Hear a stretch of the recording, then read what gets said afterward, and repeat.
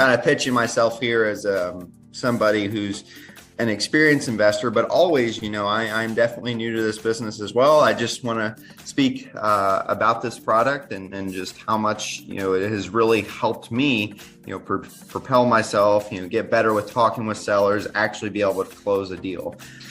My strategies right now have been primarily direct mail, cold calling, and cold texting. And I've found a lot of success with Real Estate IQ, especially being able to get in front of customers, have engaging conversations. And of course, I'm hoping to use all of that to build my own business and eventually retire off. Excited to be here, and I want to say a big thank you to Real Estate IQ.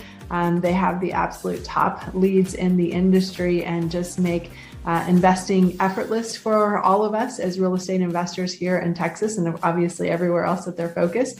And I'm proud to be associated with Real Estate IQ. Love what you guys do and love how you all help investors so that we can focus on the thing that makes us the most money, which is the job of real estate investing. I wanted to jump on this morning and give a shout out to Real Estate IQ. I began my journey with them years ago, just using some of the more basic products, the off-market leads. And since then, growing and visiting and talking with not only Steve, but other people who are involved with Real Estate IQ, I've had the opportunity to actually not only be a client, but I also became an investor with them. And that is one of the beauties of being able to be part of Real Estate IQ, is it gives you the opportunity to grow as an investor, especially in real estate.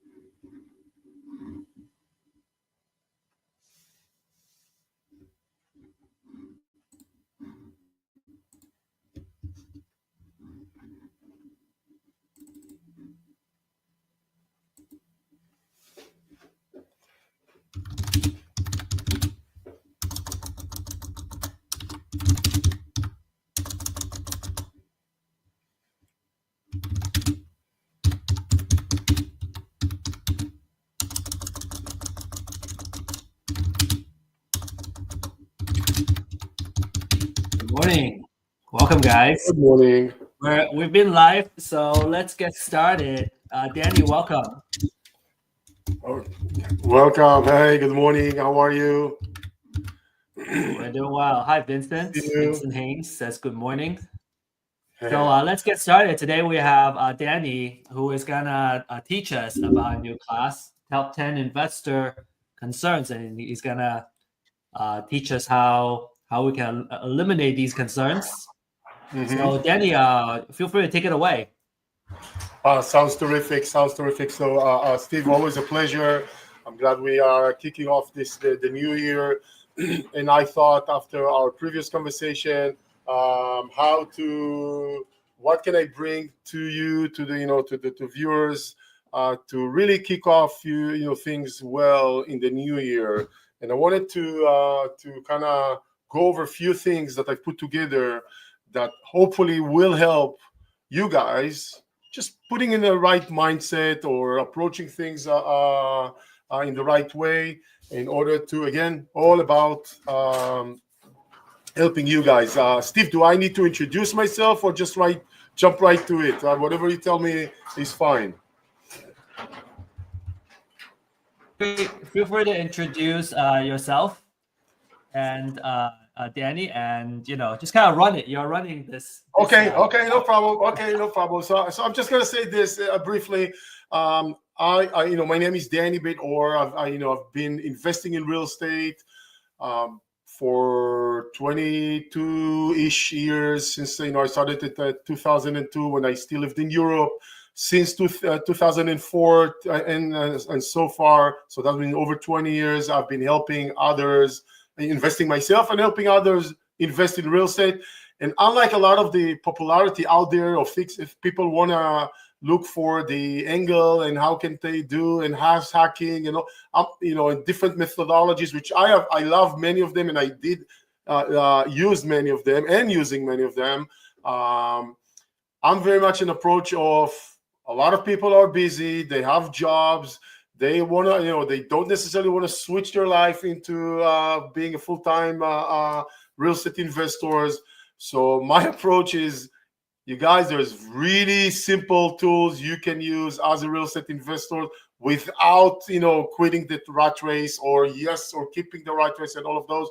And if you're actually not attracted to all the noise out there, you could just do good deals, all the time. And I want to kind of give you a few things, that may help you elevate some of the obstacles that you have. So that's where I'm coming from. I've helped clients buy but just around 5,000 properties in over 40-ish US metros for the past 20 years.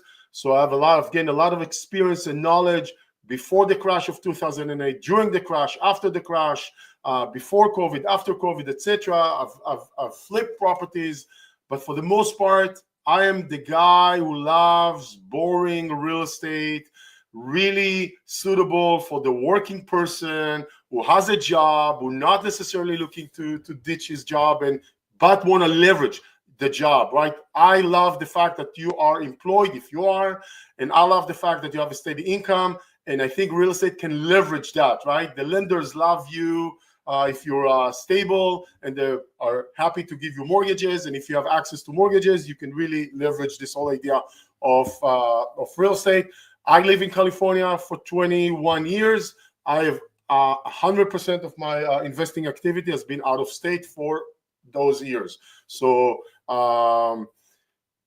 everything I've done is completely out of state, in states like Oklahoma, Texas, Florida, Tennessee, Missouri, Kansas, Georgia, North Carolina, Louisiana, Alabama for sure. I may be missing one or two, right? So Arizona, so absolutely New Mexico. So absolutely activity in many, many states, all long-term, or for the most part, long-term, nice houses, good communities, quality properties, boring real estate. I find boring real estate to be super sexy. All right, now that I gave you a little bit about my background, I want to share with you a couple of things that keep coming up when I have conversation with new and existing clients of mine. And this is, I want to help you kind of remove those obstacles, so you can not focus on the problem, but focus on the solutions or moving forward. Let's start with one of the things that keep coming up all the time: high interest rate, high interest rate, high interest rate, right? So we are in a period, economical period, where the interest rate for on mortgage interest rate is relatively high, right? And I'm using the term relatively high because if we compare it to what we can get, what we could have gotten during COVID, super high. Okay, so now I want to help you put it in perspective, because I'm not going to be able to lower the interest rate. I just want you to learn how to operate within those constraints. First of all, when you tell yourself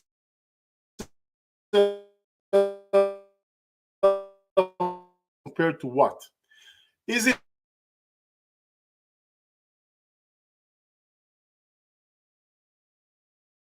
moment? Okay, is it high compared to what we could have gotten years back during COVID? Yes, it's high. If you're comparing it to that era of 2-3% ish, that's not really realistic. That's just a fluke of history, economical fluke in a way. So realistically, interest rates over the year, let's just say, were somewhere around 5 to 6%. You know what? Even call it 4.5 to 5.5%, give or take, in most times, right? So let's just use 5%. 5%. So we have to compare, or maybe 5.5. We have to compare today's interest rate of 7% or close to 7% on a mortgage compared to 5.5%. All of a sudden, the gap is a 1.5%. 1.5%. I'm not saying it's not, it's quite a lot, but it's already more manageable. Now the next question is, let's translate percentage to cash. If you're investing in $1 million homes, right, every fraction of a percentage translates to a lot of dollars. I get it. That's very challenging. If you are like me or someone who invests in, I don't know, $300,000 homes, 250, 350, give or take, maybe 200 to 400, every fraction of a percentage translates to actually not a lot of dollars. So all of a sudden, I'm looking at a deal, and instead of generating $300 a month in cash flow, I'm only generating 125, 150. I am still looking at the deal, and I can make it work, understanding that for the time being, I'm going to have less of a cash flow. So stop saying interest rate is high. That means nothing. Interest rate is high. How can I operate it? How can I leverage it? How can I use it? And I'll give you a few examples just for the past 2 weeks. I submitted multiple offers on different opportunities, different properties, and I explained the reason behind my offer for the lower, not the low ball, but the lower offer than asking. Is part of it is the high interest rate, which impacting me, right? So I'm kind of leveraging that in my sense. By the way, the sellers know it, the agents know it. So I'm not making any news. I'm just trying to embrace it and use it. So don't be intimidated by just the high interest rate. Really incorporate it into the deal. I've considered taking even a higher interest rate today on a deal. I'm actually considering. I'm under contract, and I have a first option to buy it with a conventional mortgage, and that's what I'm hoping to do. And we have a backup option because I'm a complicated borrower, that we will go with a different program, and that will increase the interest rate. Even if I'm going to pay a higher interest rate on the secondary, on the backup option, I'm still going to buy this deal. And the reason I'm going to buy this deal is because it is such a good deal. I have so much equity in this property. Everything makes so much sense. Why would I, dismiss that deal for, let's just say the difference is going to ends up being over a few years, $5,000, even $10,000 of difference, which is not. I'm still, the deal is well worth even that gap if it translates. So first of all, high interest rate, don't just state it. See how you can deconstruct it, work with it. And also something that I want to give you a little bit of a hopeful idea is my working assumption that in the next 2-3 years, I don't know if it's going to, happen or not. There's probably going to be a chance to refinance maybe from 7 to 6-ish, give or take %. I don't know for a fact. I'm hoping, but right now, the fact that there is a high interest rate is maybe benefiting me being a buyer, because many buyers are not as active. So let me leverage that. And what do you think will happen when the interest rate will go down? Very likely more buyers, not just investors, retail buyers, investors, other will come into the marketplace, will probably push the prices up, and I'm going to have an opportunity to refinance. So in simple terms, I just bite the bullet. I just take it as as part of the program for the next of the investment for the next 2 or 3 years. Okay, I'm going to have high interest rate. I'm going to have to carry that. It's not going to be like that forever, right? Most likely. Let's just make sure we're buying well and optimize our investment, such as refinancing in the coming years, right? So don't be intimidated. Work with it, right? It's not your enemy. It just needs to make sure we are working with the high interest rate, right? Just stop saying high interest rate. It means absolutely nothing. Nothing. Okay. Let's talk about another concern that comes up a lot is from investors is the concept of vacancies or long vacancies, right? How do we avoid long vacancies? So here I want to share some frustration with you. So I operate in multiple states, and we work with multiple property management company on a very large scale, right? So for example, one property management company we work with in Kansas City, they probably have 200, 250 doors of our clients in that area. Another one in another market, 300 doors or so, whatever. Okay. Now, the reason I'm saying it is because I have with all the property managers that I work with for many years, because we bring them so much work, we have very, very, very close and good relationship. They understand that while they are an independent service provider in our ecosystem, we are their best partner in many ways, or the biggest account. So they share with me, they consult with us, we work together to improve their services so it can benefit the system, the whole, right? Our clients and themselves. There's one thing that has been very challenging for many years is to change their methods, processes when it comes to vacancies, right? And when I mean vacancies, I mean as soon as the vacancy in between tenants. Now, here's what usually happens when you have a tenant turnaround, right? When you have a tenant turnaround, one leaves and we need to prep the house to the next one. It usually goes like this: the tenant, lets them know, they move out within a day or 2 or 3 after they move out.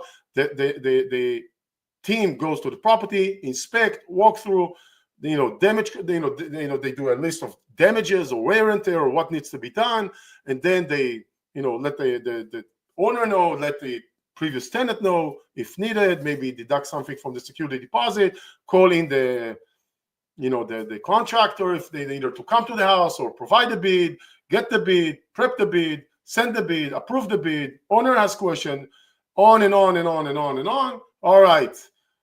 A week has passed and the house is vacant and we haven't made any single progress. And then maybe if it were really efficient and not a lot of work, another week have passed and now the house is ready, right? And now 2 weeks later, the house is ready, but wait, we need to take photograph. I don't know why we need to take photograph all over again. We had it from last time, but yet again, it's happening. And now we are waiting for the photographer or the listing agent or someone. With all those many inefficiencies, many times houses are just sitting, let's just call it inoperable or administratively waiting for something for 2 to 3 weeks, right? Until they are getting ready. Now, 2 to 3 weeks. If you think about maybe you're generating $50 to $75 a day on this house, do the numbers. If you're thinking the house cost you between all the expenses, if it's vacant, right? Not if it's rented, if it's vacant, all your expenses maybe costing you $50 a day. So that means you're kind of losing $50 a day, right? Adds up a lot, right? If you have one house, yeah, okay. If you have one house that happens every other year, okay. What happens if it's multiple houses every other year? That really adds up to a lot of money very quickly. So what happened is this, where I decided almost a year ago, or less than a year ago, that I need to completely rechange the restructure how we tackle vacancies. Now, all I did is I did reverse engineering to the process, and I just completely redesigned the process of obtaining or processing a vacancy. The problem is, and the reason I'm telling you that is because I want you to be aware of that. Most of the property managers are not, even the ones that I am the biggest client, are not willing to work with us and change their working habits for a variety of reasons, which I understand the reasoning, but those reasonings are not really justifiable in the bigger scheme of things. So here is my turn. It is something that I want to turn to you. Do the same. Push your property manager, or if you're self-managing, start looking at breaking down the idea of tenant turning, reducing your vacancy tremendously. There is a way how to do it. I'm not going to elaborate all of that right now, but there are ways how to optimize, improve a lot of inefficiencies that are coming around one major event, the tenant turnover. So you can do that. If you are working with a property manager, you will probably get a no, and we are not changing just for you. And that's one of the problems when working with property managers. By the way, with property managers in that sense, I love working with property managers. Don't get me wrong. However, because I ran into so many inefficiencies and so many challenges changing those process systems and processes that they use, old, unimproved, unchanged, that works for them, systems and processes, but doesn't necessarily work for me as an owner, and doesn't necessarily work for me as someone who has many investors. So that's why, part of that reason we launched our own kind of hybrid owner-managed system. And the hybrid owner-managed system just means between using property managers and using, and self-managing, right? Let's just call it a scale. We decided there need to be a middle ground, a hybrid situation. And the middle ground is self-manage with support, right? Not just self-manage. A lot of technology platforms out there are doing a great job with technology supporting the self-manage or the owner-manage concept, which is great. And many of them are doing an amazing job, but they're only a technology platform. They're not providing solution in situation with problem. The owners are left with, okay, what am I going to do now? I have a situation here. I have no idea what to do with it. Or how do I juggle so many things? That's where I decided there's got to be another solution here, which is what we call the hybrid owner manage, or the hybrid management concept, which is kind of ecosystem with the technology, but technology is supporting the concept of this hybrid property management concept, not property managers, property management concept. So I'll be happy to elaborate on that if we have time during the question. I just want to challenge you with yourself about the whole concept of tenant turnover, or challenge you with you challenging your property manager. I'll bet that with some thinking, some optimization, you could probably cut down those days of vacancy to more than a half, right? Less, half the days. Okay. Problematic tenants. How do we avoid problematic tenants, right? So we all know there's not 100% avoidance. So in that case, how do we reduce the chances? Okay.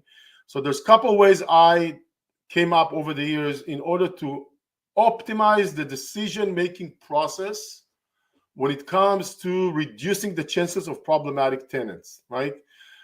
And actually, I have another thought that an idea just came to me in recent months, or about a month ago, that I haven't acted on just yet. I'll share that with you as well. For me, it all starts with the design of the system, the design of the idea of the concept, right?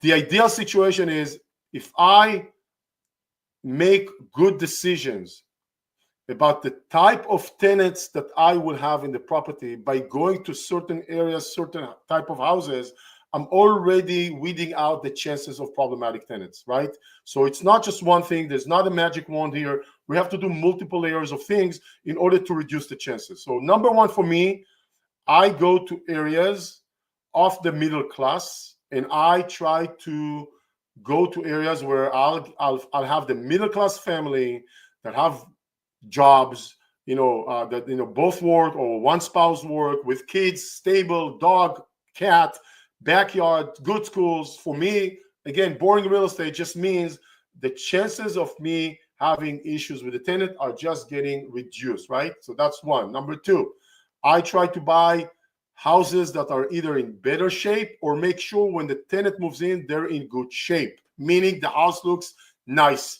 It doesn't have to be all bells and whistles, just looks nice. It's not neglected by any means. And I keep maintaining, I keep telling my clients, and we keep making sure we invest back in our properties so they are well maintained. And that helps, sends the message to the tenant, we are taking care of things, right? So we want you to take care of things, and so on. So that's number two.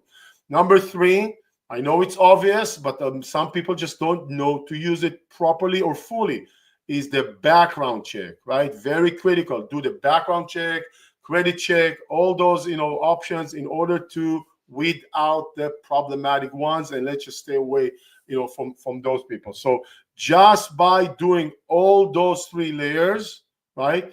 Area, location, I'm already kind of I'm actually already filtering out problematic ones. The shape, the condition of the house, right? You can have a nice tenant, but a house who gives you issues, or an old house that breaks. I have one of those, by the way. There's probably not a single month without an issue. An old house, 1921 house. So constantly there are problems with this house. Super nice tenants, but the house keeps giving me hassle and trouble nonstop. So we have that bad decision. That was a house that I wanted to flip, ended up with a rental. That was a poor decision, keeping it or not wanting to keep it, but I kept it for whatever reason. So was not my intention to keep it as a long-term rental. So here's the proof. Poor condition house, I'm paying the price for it right now. Okay. So good tenants, bad house. When you have a bad house, it makes the tenant look bad, that they have a problem with you or they are complaining all the time. These guys are not complaining. I'm actually very happy they're not complaining more, about all those issues. So doing all those things will reduce the chances of you guys running into problems and running into issues with tenants. I think those, for me, are very obvious. I just know that not everybody's doing it. The next thing I want to talk about is what a lot of people call the buy box, right? I'm sure you heard the term buy box. What's your buy box? So I've been for years hearing people when I go to events and I go to and meet people, like, what's your buy box? What's your buy box? What's your buy box, right? Buy box. What does it mean? My buy box, okay, I like single family homes, 3 bedrooms, 2 bathrooms, 1,500 to 1,750 square feet, 90, 80 and after, my buy box, right? Price, rent, etc. If you are already actively investing, or if you are getting started, I want to tell you something. For a moment, drop the idea of the buy box aside. The buy box is not the issue here. Right? What I would like you to think about, first of all, before the buy box, is what I call the personality box. Right? The personality box is who you are as an investor, right? What's your appetite? What's your skill set? What are you willing to take on and what are you not willing to take on, right? Are you able to buy, like, how much time you have available? So that means can you be more actively involved or more passively involved? Can you get a mortgage, right? Is it something that's available to you? If you are buying a certain house that is very likely to have more issues, if you have the personality or readiness to go in and invest in the flip, expect to be more issues, more problems, more friction, etc. And that's fine if that fits your personality box, right? But if you are not someone who's good with project management or follow-ups or being in the details, maybe flipping is not the right thing for you, right? So who cares about the buy box if your personality box doesn't match the actual investment? So take stock with yourself. Ask some questions to yourself. Am I buying, how much time do I have? General questions, right? Tonight, you know what? We are in the morning, how about lunch today, or with your coffee after this, or after we're done, ask yourself the following questions: am I buying cash or financing? Mortgage. Can I get a mortgage? If you don't know if you can get a mortgage, find out. How do you find out? You call a lender and you just go through them with a pre-qualification, and they'll let you know, right? So easy. Don't guess. No need to guess. Yes, no, I don't think so. I can ask, talk to a lender, go through the process of application if needed. They'll let you know if there's problems on your application. At least you would know those problems and you can address them. All right. So how much money can you buy with? Can mortgage? Yes or no? Can you buy a mortgage? How much experience you have? What your personality? Are you going to be more heavily involved or actually prefer to be less involved? This is not about just the personality. It's also about your availability. If you're busy with life, you probably want to be, matching yourself to an investment that requires less of your time and energy and attention versus if you're doing it for a living, right? So look at those things and more to check your personality box. And once you know your personality box, it will be easier to check your buy box, right? Your buy box needs to match your personality box and not the other way around. If you don't have to dime, if you don't have time to flip houses or to project manager flip properties, maybe that's the wrong avenue for you at the moment. Maybe in 6 months, maybe in a year, maybe in 2, things will change. You can actually redo this buy box, buy personality thing again and say, you know what? Since then, when I heard this guy speak, I've done 3 deals. I'm ready for my next one. I'm ready to go in a different direction, which is fine. But what I see a lot of people do, what's your buy box? They feel like they have to answer. Maybe they sign up to many databases or lists and start receiving properties. How are you going to know if it's not about how are you going to know if this is not financially a good fit for you, but operationally a good fit for your investment if you haven't done those prep work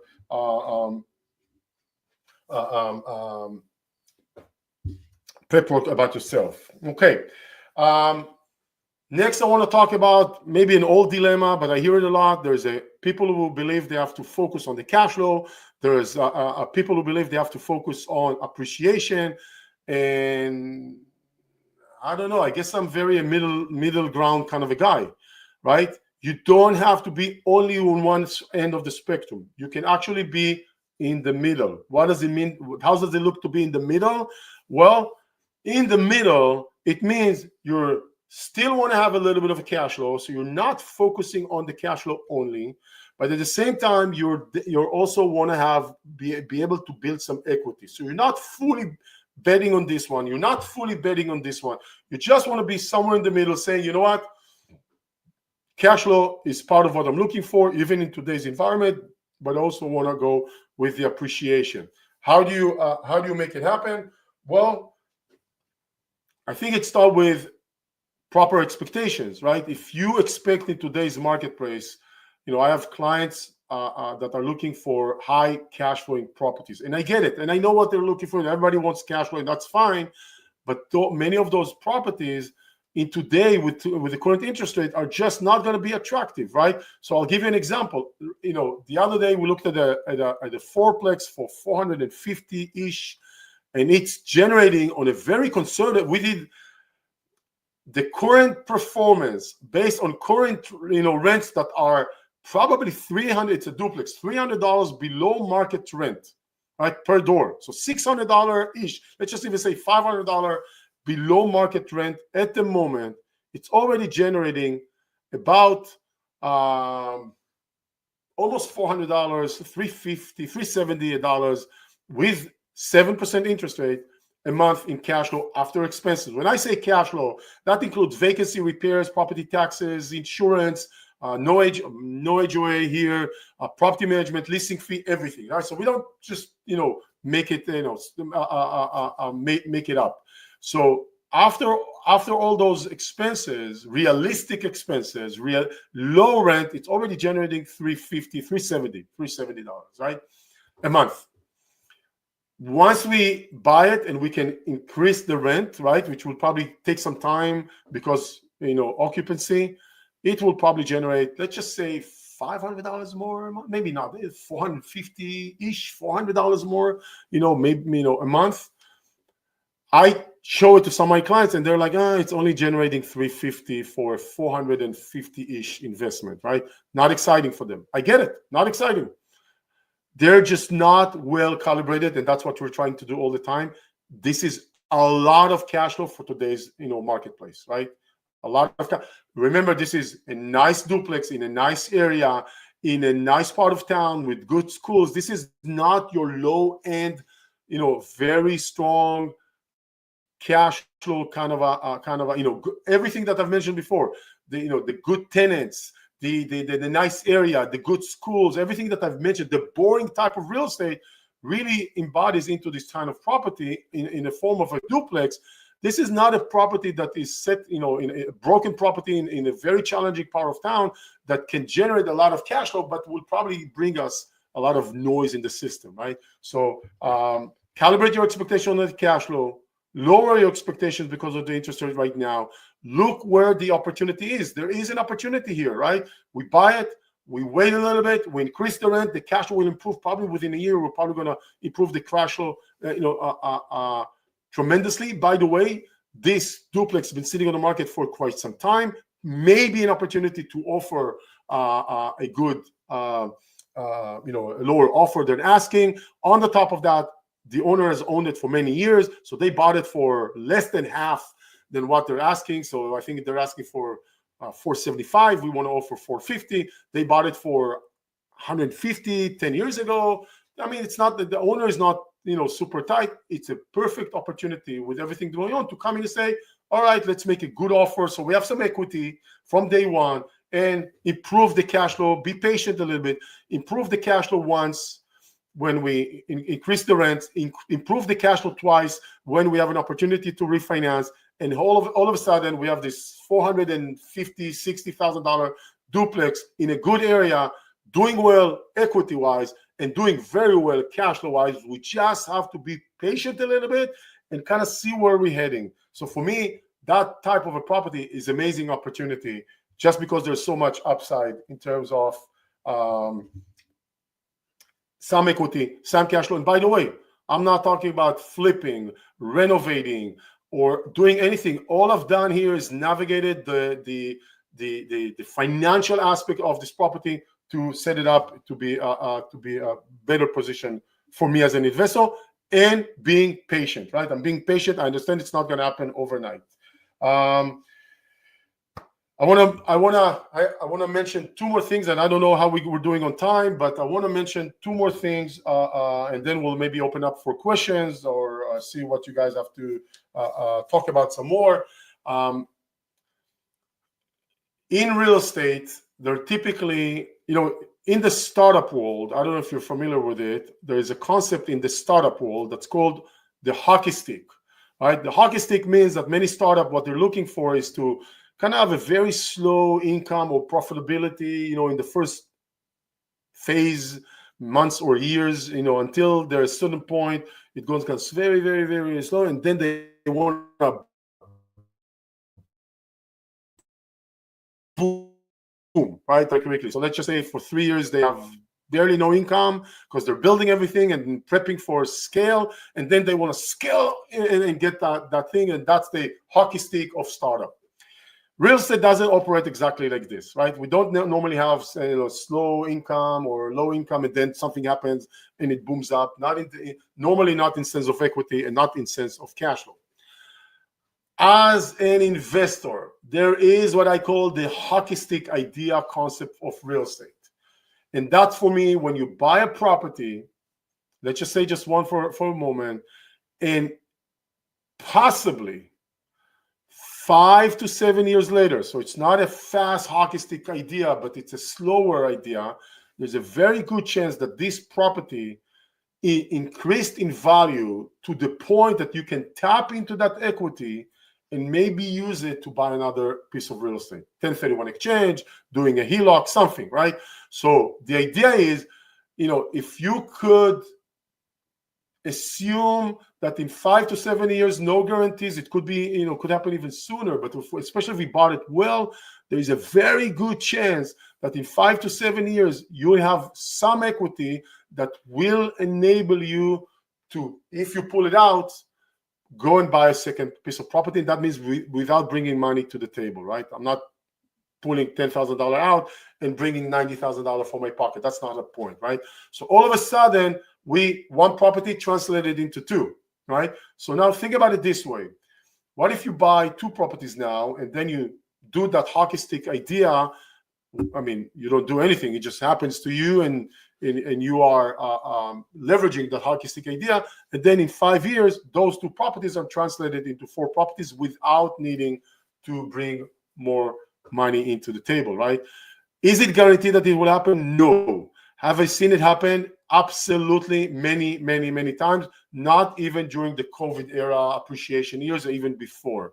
So if you really think about it, you'll kind of say, okay, real estate has a tendency to operate or work in my favor slowly, but at some point there's going to be a turn where I can tap into more equity and let it run even, and buy more real estate and empower my future financial position or foundation, right? So sometimes investors are a little bit kind of baffled. Okay, so I'm going to buy one, and what's going to happen? I'm going to buy two. It's nice. It's okay. Is it worth it?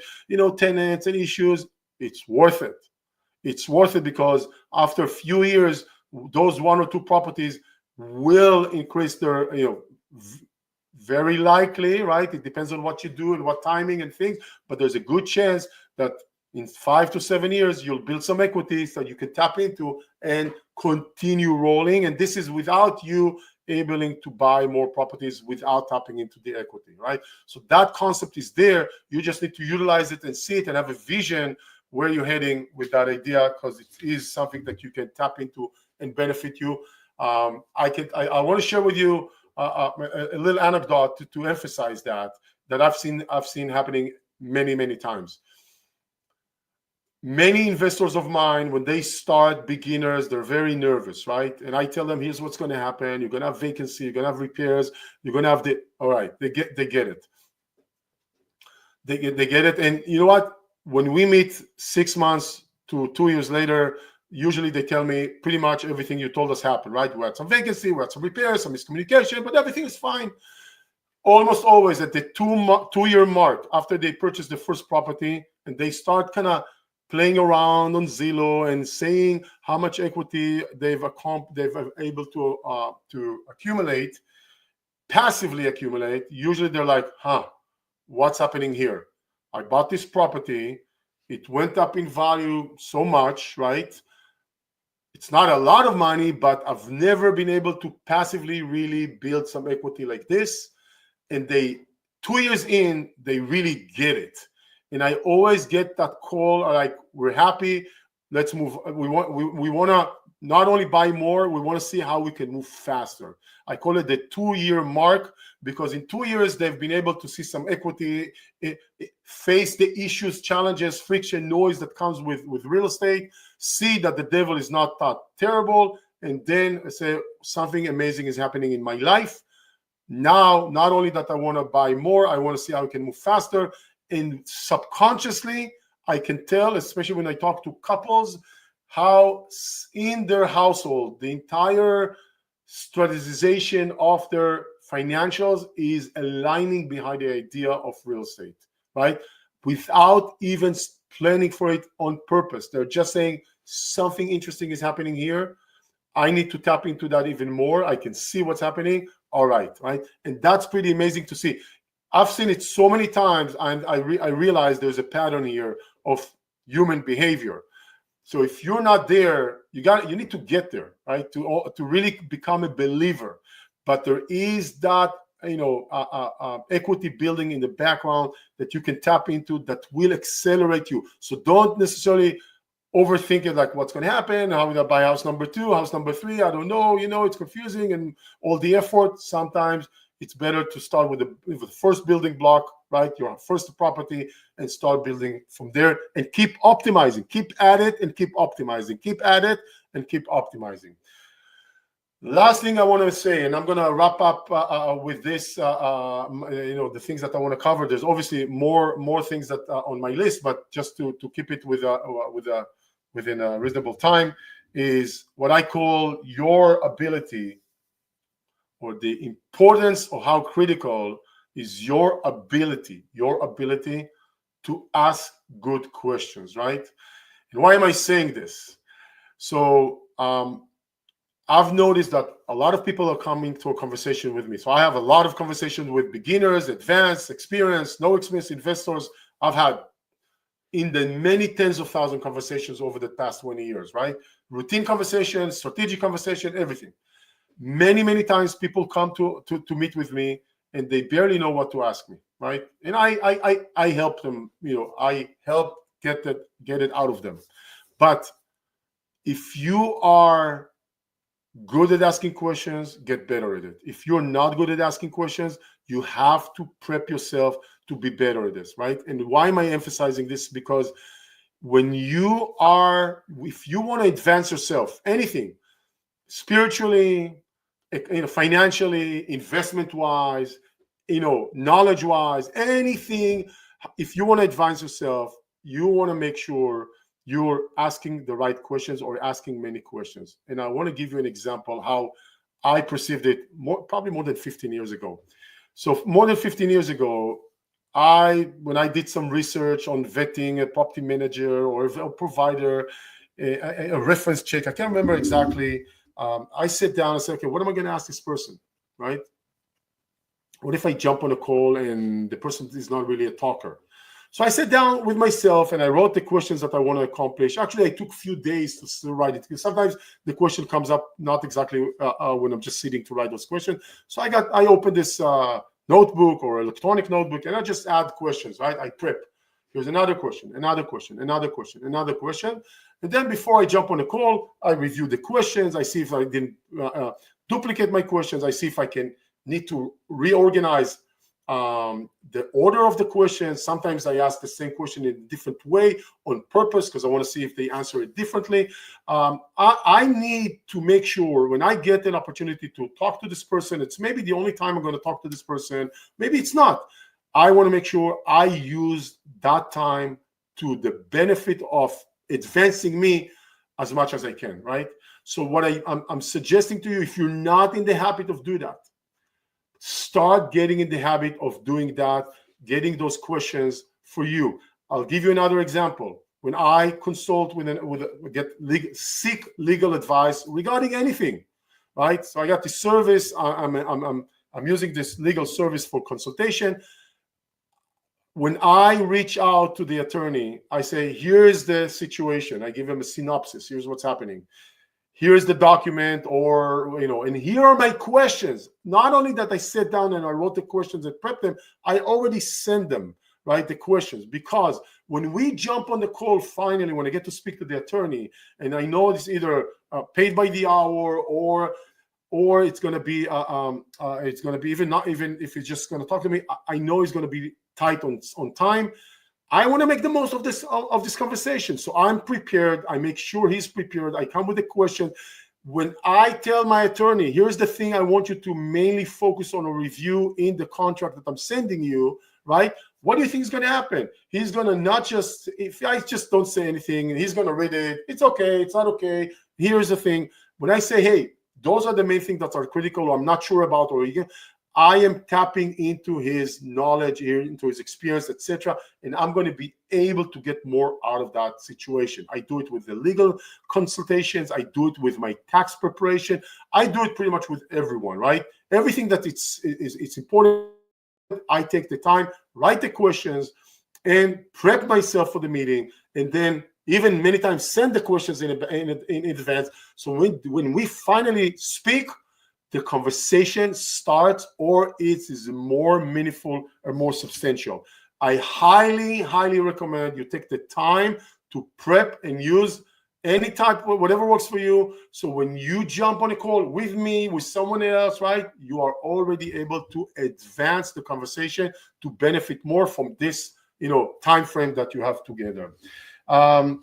That being said, I covered everything that I wanted to talk about. I'll just give you a recap here. We talked about the high interest rate and how to tackle that. We talked about minimizing the vacancy between the tenant turnover, minimizing the chances with problematic tenants, buy box versus personality box that I want you to tap into and ask yourself, cash flow versus appreciation, the real estate hockey stick concept, and the most important one in many ways, learn to ask great questions. I'm going to go back to you now, Steve, and then you let me know if we have questions, if people want to interact. I'm not sure what are we going to do next. Thank you. Yeah, thank you, Danny. I really appreciate your point about preparing for meetings and sessions. That's a really strong tip for running effective meetings. And especially when you start working with the folks that are charging you by the hour, and it gets very expensive when you're not prepared. For a while, a pet peeve of mine is people showing up late or not being prepared at a meeting. I've gotten better at there now, but I would personally say that if I'm more prepared coming in than the other person, it at least it hurts your reputation, or it hurts kind of the impression of you. So just being more prepared, really goes a long way, and it means you're respecting the other person's time too. 100% in agreement on that. I feel the same way, and when I meet with someone, especially investors, and they come ready and prepared and ask me good questions, I'm blown away. I love it so much because I know this is going to be a great conversation. They may not turn into a client, but I already know this conversation is going to be beneficial for them, and they keep me involved or engaged, higher level of engagement with them, which is great. Yeah, and I think it's about building a habit of preparing and sending that information ahead of time. And if that person has time to even respond back before the meeting, then you're already walking in. You already got a first round of absolutely. You already really just dive deep, and so I found just kind of an additional piece to get more effectivity out of everyone's time. Yeah. We got a couple of really good questions here, Danny. Sure. Let's talk about that key one. How does the hybrid management concept work? How do you do that to, we talk about reducing vacancy and inefficiencies. I was going to ask you to deep dive a little bit on that for everybody. Okay. So are we talking about the vacancy aspect only, or the entire hybrid concept? It's like I think we can talk about the entire concept and then how it also addresses, along with its other benefits, I'm sure. Okay. So I'm privileged in a way that I've been doing it for so many years. I've been able to observe. I observe a lot my clients. I want to learn what's happening on their end, right? I see their behavior. By the way, a lot of my clients are long-term clients with many years of relationship. I still have clients that I'm friends with that started working with me 15 years ago, right? One of my best friends is a client turning into a friend, a really good friend. And we are 17 years later, and we're still in business and still working and engaging. And by the way, I invested in his startup now. So I have that privilege to see how people behave, right? And what I've seen with those who decide to turn from working with property manager to self-manage, if they have one property, they can probably handle it. If they have two properties, they can probably wing it. And they're already starting to have problems, right? It's when they have three or more that they're having a hard time to take over this operational challenge, because there's a lot. See, when you have, what is the biggest challenge? There's a lot of fractional small communication to you, to a vendor, you to the tenant, and follow-ups. A lot of this, right? And who said what and when and all of those things. Most of the clients of mine that are busy, they are not very good, even the organized one, keeping everything together in a structured manner. So the first challenge is to be there, you spread all over. Many of them do not even know what their real cash flow is. Many of them do not have their act together when it comes to better tax preparation. So much so, right? Intelligent people, high earners, not well organized because it's very specific. I get it. So one thing I wanted to tackle is like, let's help those self-managed people to get better organized, to be able to track things more closely and properly and easily. And on the top of that, if we use a technology system, it will help streamline the rents, the accounting, the controlling, the mess, right? That's number one. So we need to kind of create some order in this chaos in order to be able to do it better and more efficient. Then the next thing I notice, they are many times clueless, right? Who's going to help me here? I'm talking about the self-managed one. Just because there is an amazing technology platform being used, that technology, all technology platforms, all they provide is a technology platform, not leasing, not questions, not problems, not support, right? So all the clients are like, okay, what am I going to do now? I have a problem. I can go on some forum, one Facebook group or another forum and start asking questions, and that'll be fine.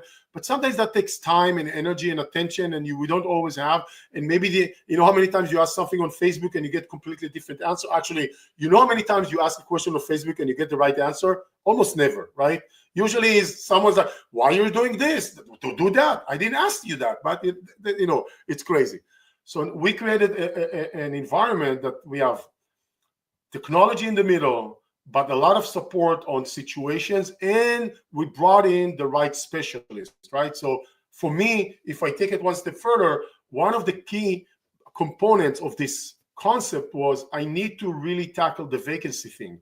So instead of using a leasing agent in a traditional manner, I only brought in, and I'm still bringing in, leasing, I call it leasing specialist. Now, what is the difference between a leasing manager to a leasing specialist? The one first criteria a leasing specialist that cannot have, they cannot work for a property management company. Because if they work for a property management company, they bring all those practices in. Not okay. I need you to be a leasing person who knows leasing, who does leasing. I don't want you to be a realtor that once a year leases a property. You're not a leasing person for me. You're just doing a favor to a friend. And then I understand that I want to get those leasing people on board. First of all, to get how their practices are. Now, I came up with a manual how to tackle the leasing, the whole turnover, of from one tenant to the other. And I go to the leasing agent. Here is the protocol. This is the protocol that you already practice without even, usually putting it in a protocol or a proper procedure, because you never took the time to do it. You just do it. I'm just making it very clear and structured. I want you to sign off on this. I want you to tell me that if you're on board with this protocol. All of them says, you know what, it's not 100% exactly what I do, but I definitely see all the things that you added. I'm game, right? They have no problem. And then I tell them, the reason I need you to sign off on this is because I'm going to give it to my client, because they're going to look into this protocol procedure as well and expect you to be part of it exactly as it's outlined. I said exactly within reason, right? We're not hard, difficult people. We just want to make sure there's a very clear framework. And that part of the framework, when we start working on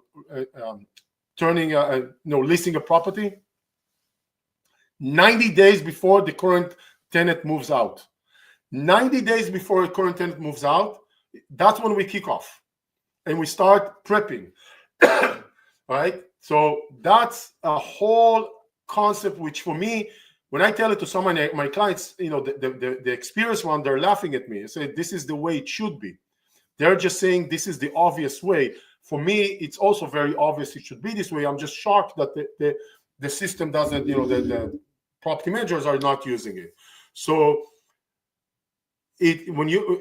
everything I just told you now, no technology system, maybe AI will help support it, but none of the technology platforms are able to do what I just told you, right? They're very good with, it's a system. You tell me one thing or you add some information, I know how to process that, right? But what about all this process. And remember, we have people involved, right? Owner and new tenant, so old tenant, new tenant, maybe a vendor or two, right? So there's people involved here. So by the way, when I was deconstructing and reconstructing the turnover, the releasing process, right? I realized I can actually introduce even more technology into that, phase of the property. And I decided that because we are remote investors, I'm not going to introduce more technology. I'm going to go old school, just in a sense, because you know what? Remember when I mentioned something about problematic tenants? This is where I need the human touch. I still need it, right? They will walk the property and will tell me what's going on with the property. They'll meet with the prospect and get a sense of the person beyond the paper, right? So we're not just doing background check. We're just getting a sense, right? If they come up and the person is not there on time and they look, something is off about them, they'll say, you know what, everything on paper looks fine, but something is off, right? So at least we know that. No AI, no technology platform can do that. I have one leasing specialist who takes an extra step, and he actually goes to the tenant, the new applicant, current property, to give them the paperwork. And he says, I don't need to do it. I just want to see where they live, if it matches. I want to get a sense of another sense of who they are, right? What technology can solve that, right? So I decided that when I am moving so many things to the technology support, phase with the owner manage, this is one function. I want the human touch. I need the human touch. I need the human eyes. It's my boots on the ground. Remember, I don't have property managers. I kicked out the property manager, but I supplemented it with a leasing specialist who are doing way more than your traditional leasing manager within a property management company, and they're going to be compensated, as well for that reason. So that is an example how one major concept required a lot of restructuring or deconstructing and rebuilding in order to make sure we can provide the proper or the max, reduce the chances for problems. Remember, I have to keep in mind, my owners, that's what I have, are remote owners. They're not going to go to the property. It's not like they're using a listing agent, but maybe sometime tomorrow after work, I'm going to drive by the house and see what's going on. They're not going to do that, right? So it's 100% dependent on that listing specialist to provide a very wholesome, a very big aspect of the transitioning between one tenant to another, way beyond your listing manager, who maybe just sends them to see the property. And here's your application link. Right? Yeah, so I love that, Dani. I think you also mentioned last time that a property manager, they specialize in just managing a property, but not getting it leased. And we actually just had a rental property that was sitting around for like 5-6 months, just ended up burning cash. Because we were just we go, oh, it's gonna happen, but it did not happen, and we ended up also getting into the helping with the marketing and leasing piece. So, my experience as property managers, a big portion of what they do is leasing. So but I think they're just so inefficient, right? Listen, my deconstruction, it's not perfect. I don't know if it's going to work in all my redesign, right? I know it's not going to work in every situation, right? Usually when I talk to the property, before this, when I used to talk to my property manager, I said, let's do it the following way. And the answer is usually like this. Listen, until a tenant moves out, we can't really walk the property and see the real damage. Not an incorrect statement, right? And only then we can start, deciding what to do and what needs to be done. And okay, I agree 100%. What are the chances that on 50% of the houses, 50%, right? What you're saying and the way you operate is the correct one, and mine is wrong. And in 50%, you can actually go to the property before, inspect it, knowing that you're not going to be perfect inspection. Maybe in 50% of the cases, you can still see very well what's going on with the property. Do an analysis of what needs to be done. Obviously, we're going to wait to the tenant to move out to do the final. Not do it 90 days before. Do it 3 weeks before, right? Maybe have you come in with the contractor already, do the bid, so you know when a tenant moves out, the day after, you know what, 2 days after, you can start work, because here's what's going to happen. We're going to do it, let's just say 2 to 3 weeks before, maybe more.